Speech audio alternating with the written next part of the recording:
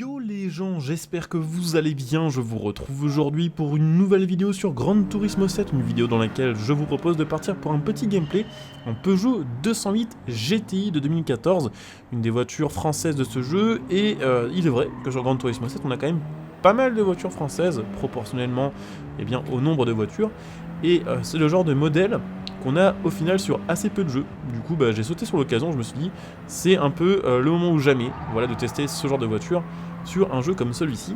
Donc petite 208 GT qui est pour l'instant complètement d'origine. On ira évidemment après regarder les customisations, s'il y en a peut-être qu'on en choisira.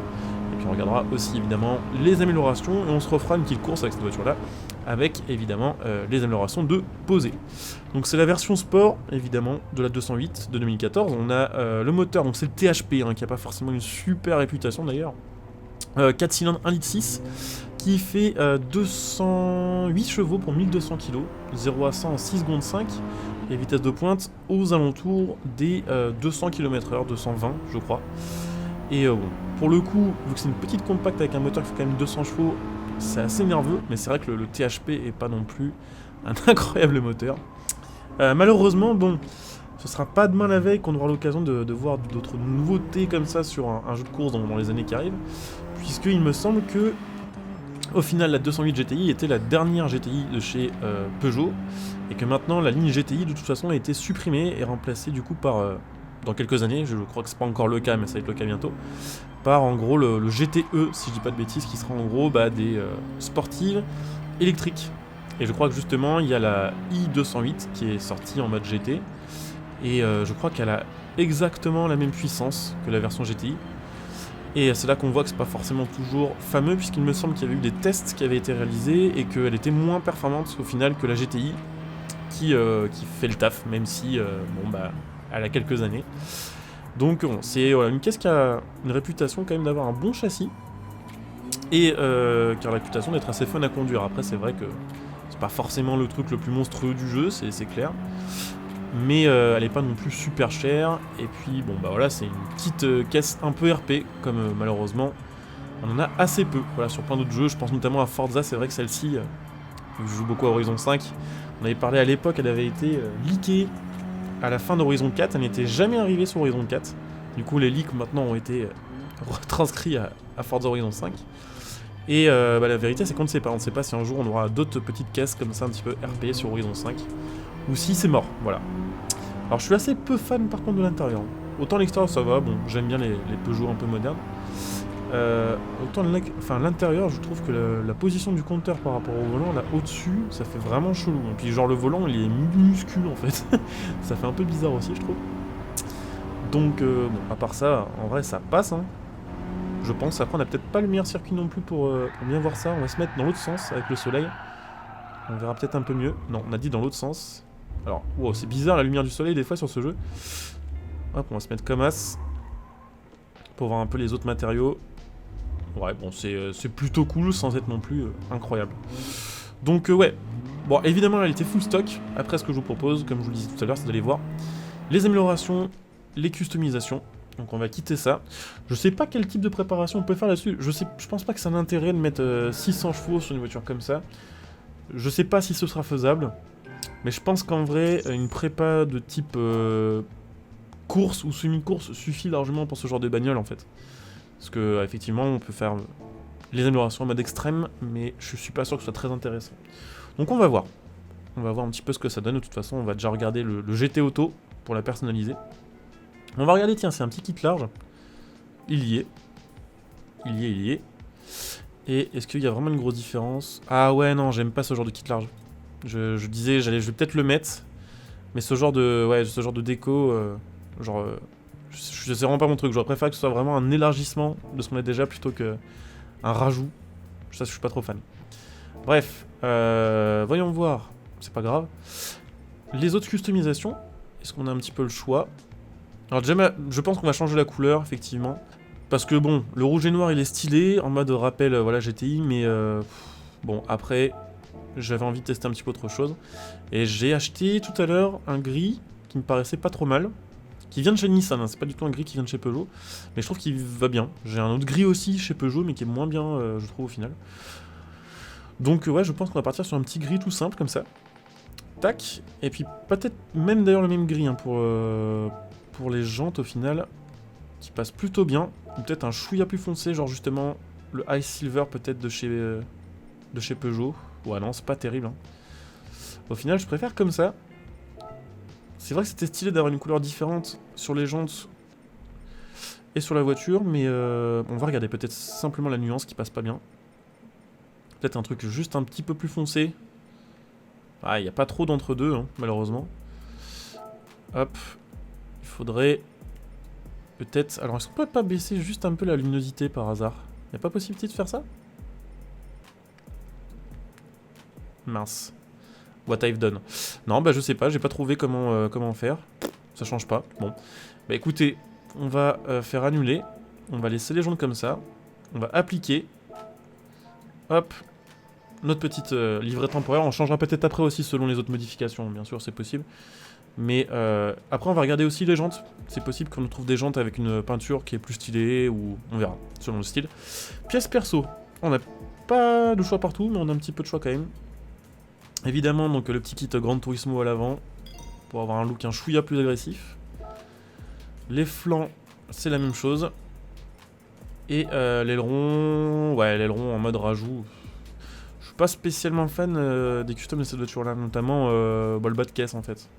Ça fait vraiment comme s'il manquait quelque chose pour l'arrière en fait. Il y aurait le kit complet, pourquoi pas. Mais là, ouais, je suis pas fan. Ça va. Je vais le laisser quand même, on va voir, parce qu'une fois qu'on sera peut-être en dehors du garage, ça rendra peut-être un petit peu mieux. On va regarder des jantes, c'est pareil, on va regarder les modèles compatibles. Genre des jantes très modernes, ça peut le faire, ou un petit peu comme ça en mode rallye. Genre ça passe bien par exemple, je trouve. Elles sont chères par contre, putain, j'avais pas vu 10 000, ça va. Ça va les prix. Ça aussi, ça passe bien en soi. Ou ça, avec un petit peu de départ. Ça, je trouve que les jantes sont jolies, mais je trouve que ça va pas avec la bagnole en fait. Ou ça par contre, ça passe bien. Elles sont bien modernes, bien vénères. Ouais, on va les laisser en 18 par contre. En format large. Voyons voir ce que ça va donner. Alors maintenant peut-être du coup avec une livrée un petit peu différente. On va remettre la couleur des jantes de base. Parce qu'elles sont quand même un peu trop foncées. Bah écoutez, comme ça je trouve que ça passe plutôt pas mal. Et à la limite ce qu'on peut faire, c'est rechanger la couleur de la carrosserie en fait. Peut-être remettre une autre peinture spéciale. Il tue, mais bon, en même temps, c'est le Midnight Purple, c'est normal que ça tue. c'est logique. Ou après, il y a le Ice Silver de chez Peugeot. Ou après, sinon, on peut se faire une couleur custom aussi, hein, c'est vrai. En blanc, mais bon, en blanc, ça fait classique. Ou en noir. Tout simplement, les 208 noirs aussi, ça rend pas mal. Hein. Elle a de la gueule comme ça, je dirais. Mettre en métallisé. Voyons voir comme ça ce que ça peut donner. Bah ça me paraît pas mal. Hein. Au final. Avec un petit peu de custom. Et puis on va regarder du coup les améliorations. Donc là je sais pas trop ce qu'on va faire. Je pense qu'on va se limiter à des pièces course grand max. Voire même peut-être du semi-course. Je vois pas trop l'intérêt d'aller au-dessus de ça sur ce genre de caisse. À part pour voir vraiment jusqu'où elle peut aller, bien sûr. Mais sinon ça devrait suffire largement en semi-course pour avoir un truc un peu plus marrant à conduire. Je pense que si on a 300 chevaux déjà, ce sera pas mal. Sachant que oui, il y a ça aussi, c'est une traction, donc déjà 200 chevaux en traction, ça commence à être limite pour tous les passer. Donc voilà, on ira peut-être pas beaucoup plus haut que ça. Tac, les améliorations de poids par contre, on va les mettre. Encore une fois, peut-être pas toutes, mais on peut aller en semi-course. On gagne déjà un petit peu de poids. On va mettre des gommes sport tendre. Après, je regarde un peu au niveau du reste. Éventuellement les freins course, ça peut être quand même plaisant d'avoir un truc qui freine bien fort. Et puis le reste on va voir. De toute façon toutes les pièces sont pas forcément dispo non plus. Selon les bagnoles, ça change quand même pas mal. Déjà l'informatique personnalisable on gagne 12 chevaux. On a normalement un turbo qui nous fait passer à 248 chevaux, on perd un peu en couple mais bon ça c'est notre histoire. Silencieux, on peut le mettre en mode course à la limite pour profiter du son. Un peu amélioré. Tac, le refroidisseur intermédiaire. Pourquoi pas. Et puis ouais, vilebrequin, course évidemment.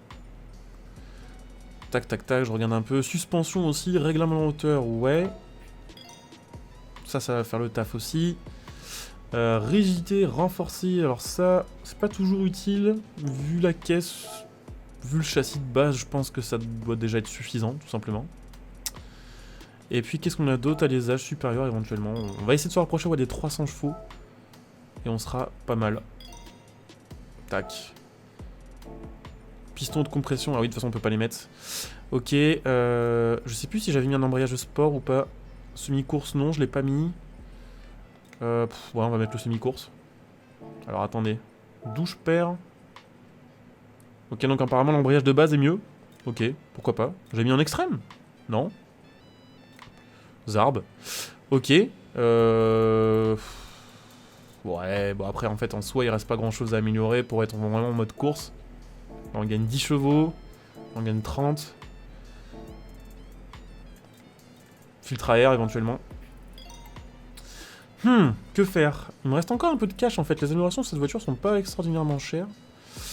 Mais ouais, je pense qu'on va se limiter à ce qu'on a mis déjà.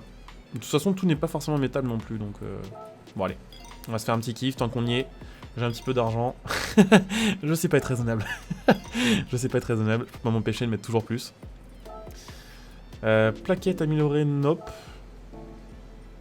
Réduction de poids, bah de toute façon là on est un peu au max en fait de ce qu'on peut faire. Il y aurait éventuellement les gommes courses tendres qu'on pourrait mettre. Bon, allez, vous savez quoi, on est plus à ça près.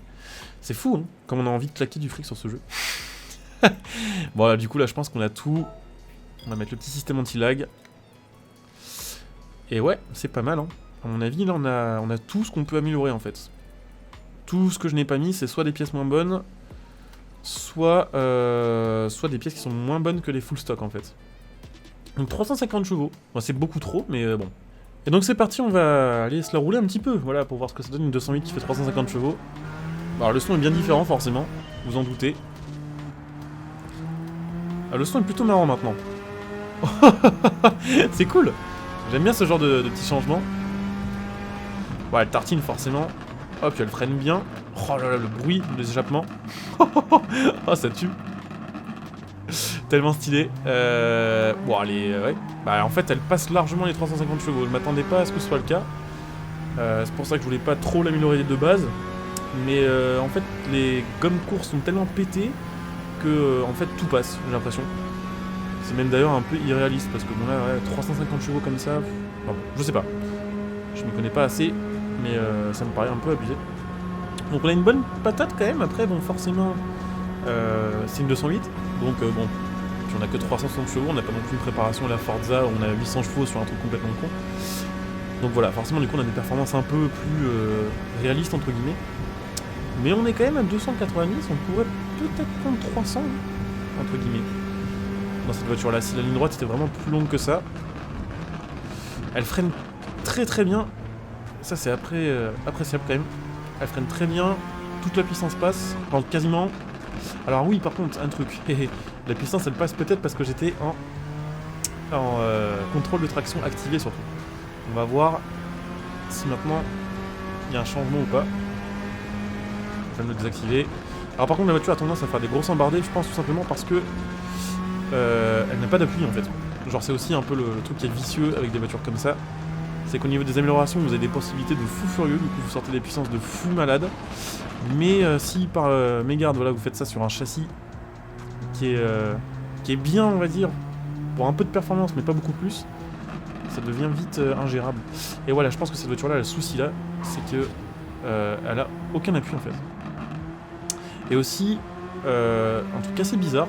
Alors c'est la deuxième fois que ça me fait ça quand j'étais des voitures vraiment full améliorées, enfin proche vraiment du full amélioré. On a une sensation qui est un peu bizarre, on a l'impression que la voiture elle fait des espèces d'embardées involontaires. Genre là, mais là, what the fuck, là elle tourne à droite toute seule en fait. Genre what the fuck. Genre je touche à rien, la voiture tourne à droite. J'ai pété un truc ou c'est comment? On va recommencer ça, c'est trop bizarre. J'ai touché à rien et la voiture prend le virage à droite toute seule. Mais ça le fait pas sur la gauche, c'est marrant ça. Genre si je fais des droites-gauche, y a pas de souci. Par contre si je fais des gauche-droite, bah, ça part en couille complet en fait. Donc un peu bizarre cette histoire là. Alors attendez, on va se refaire ce virage. On va enlever le SCT pour voir si toute la puissance passe ou pas. Ça a l'air de le faire, hein. Non, ça le fait pas. Clairement, elle tire tout droit. Elle tire tout droit, on va dire, genre à partir de 4000 tours, quand le turbo arrive en fait. Bon. C'est plutôt marrant à conduire. Après, c'est sûr que si jamais j'ai une course à faire, on me demande une voiture qui est en 650 ou en 700, jamais de la vie je prendrais ça. Parce que bah, elle a quand même pas une super tenue de haute vitesse. Et bon, bah, c'est une 208. mais elle est plutôt marrante quand même à conduire. Et puis encore une fois, je trouve ça cool d'avoir des caisses un peu RP sur un jeu comme ça. Enfin, c'est pas RP, mais c'est des caisses, on va dire, un peu plus bas de gamme, quoi, de pas avoir que des caisses à 200 000 € en plus. C'est cool voilà, d'en trouver une petite GTI qui en vrai coûtait 40 000 €, 30 ou 40 000. Voilà, c'est un plaisir et c'est aussi pour ça, je pense qu'on est nombreux à bien aimer Gran Turismo. C'est parce que il y a effectivement des très grosses voitures, mais il y a un peu de tout. Voilà, ça a été bien pensé. Et ça, c'est quand même très appréciable. Donc voilà, petite 208 GTI. J'espère que cette vidéo vous aura plu. N'hésitez pas, si c'est le cas du coup, à laisser un petit like, à commenter, à partager, à vous abonner. N'hésitez pas à venir me follow sur Twitch pour ceux qui sont intéressés pour me voir en live. Vous trouverez ma chaîne Twitch en description et en top commentaire. Donc n'hésitez pas à venir follow. Si vous avez Amazon Prime, n'hésitez pas à utiliser votre Twitch Prime sur la chaîne Twitch. Je vous rappelle que ça permet de me soutenir gratuitement en profitant de bonus de votre côté. Vous pouvez, si vous le souhaitez, me retrouver sur les réseaux sociaux, notamment sur Twitter. Donc n'hésitez pas à venir me rejoindre puisque c'est là que je suis le plus actif. Voilà, niveau message privé et niveau post. Et puis pour ceux qui souhaitent me soutenir gratuitement, n'hésitez pas comme d'habitude à utiliser mon lien Instant Gaming pour acheter vos jeux et vos cartes d'abonnement. Mon lien Matériel.net pour acheter vos composants PC, vos périphériques. Là aussi en soutenant ma chaîne gratuitement et en profitant, comme sur Instant Gaming, de tarifs assez sympathiques via mes liens. Et puis pour ceux qui souhaitent me soutenir sur le long terme, n'hésitez pas à devenir un soutien de ma chaîne via le bouton rejoindre cette vidéo. Là aussi il y a plein de bonus selon les rangs évidemment que vous allez choisir. Donc je coupe ici, je vous dis à très bientôt. Bonjour à tous, ciao.